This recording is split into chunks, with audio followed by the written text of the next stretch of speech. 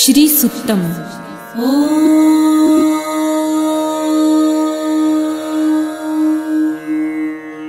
हिरण्यवर्णां हरिणीं सुवर्णरजतस्रजां चन्द्रां हिरण्मयीं लक्ष्मीं जातवेदो महावः ताम आवह जातवेदो लक्ष्मीमनपगामिनीं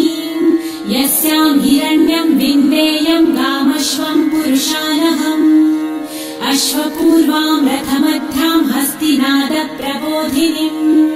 श्रियं देवीमुपह्वये श्रीर्मा देवी जुषताम् कासोऽस्मितां हिरण्यप्राकाराम् आर्द्रां ज्वलन्तीं तृप्तां तर्पयन्तीं पद्मे स्थितां पद्मवर्णां तामिहोपह्वये श्रियम् चन्द्रां प्रभासां यशसा ज्वलन्तीं श्रियं लोके देवजुष्टामुदाराम् तां पद्मिनीं शरणमहं प्रपद्ये लक्ष्मीर्मे नश्यतां त्वां वृणे आदित्यवर्णे तपसोऽधिजातो वनस्पतिस्तव वृक्षोऽथ बिल्वः तस्य फलानि तपसानुदन्तु मायान्तरायाश्च बाह्या अलक्ष्मीः उपैतु मां देवसखः कीर्तिश्च मणिना सह प्रादुर्भूतो सुराष्ट्रेऽस्मिन् कीर्तिमृद्धिं ददातु मे शुत्वपासामलां ज्येष्ठाम् अलक्ष्मीं नाशयाम्यहम् अभूतिं समृद्धिं च सर्वानिर्णुद मे गृहात् गन्धद्वारां दुराधर्षां नित्यपुष्टां करिषिणीम् ईश्वरीं सर्वभूतानां तामिहोपह्वये श्रियम् मनसः काममाकुतिं वाचः सत्यमशीमहि पशूनां रूपमन्नस्य मयि श्रीक्षेयतां यशः कर्दमे प्रजाभूता मयि सम्भव कर्दम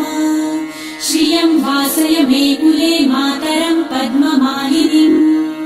आपसृजन्तु सिद्धानि चित्रितवस मे गृहे निच देवीं मातरं श्रियं वासय मे कुले आर्द्रां पुष्करिणीं पुष्टिपिङ्गलां पद्ममालिनीं चन्द्रां हिरण्मयीं लक्ष्मीं जातवेदो महावः आर्द्रां यकरिणीं यष्टिं सुवर्णां हेममालिनीं सूर्यां हिरण्मयीं लक्ष्मी जातवेदो महावः ताम आवह जातवेदो लक्ष्मीमनपगामिनीं यस्यां हिरण्यं प्रभुतं गावो दासोऽश्वान् विन्देयं पुरुषानहम् यः शुचिः प्रयतो भूत्वा जिहुयादाजमन्वहम् सूक्तं पञ्चदशर्च च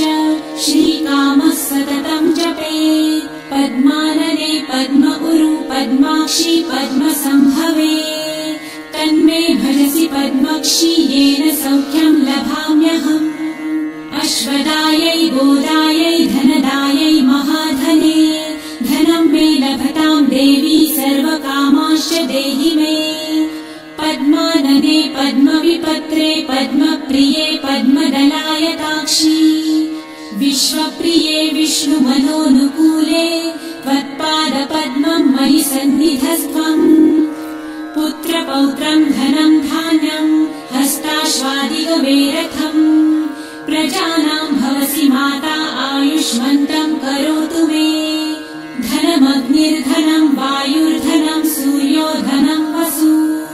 धनमिन्द्रो बृहस्पतिर्वरुणं धनमस्तु मे वैनतेय सोमं पिबतु वृतः सोमं धनस्य सोमिनो मह्यं ददातु सोमिनः न क्रोधो न च मात्सर्य न लोभो नाशुभामतिः भवन्ति कृतपुण्यानां भक्तानां श्रीसूक्तं जपेत् सरसिजनिलये सरोजहस्ते धवलतरां सुखगन्धमाल्यशोभे भगवती हरिवल्लभे मनोज्ञे त्रिभुवनभूतिकरी प्रसीद मह्यम् विष्णुपत्नीं क्षमां देवी माधवी माधवप्रियां लक्ष्मीं प्रियसखीं देवीं नमाम्यच्युतवल्लभाम् महालक्ष्मीं च विद्महे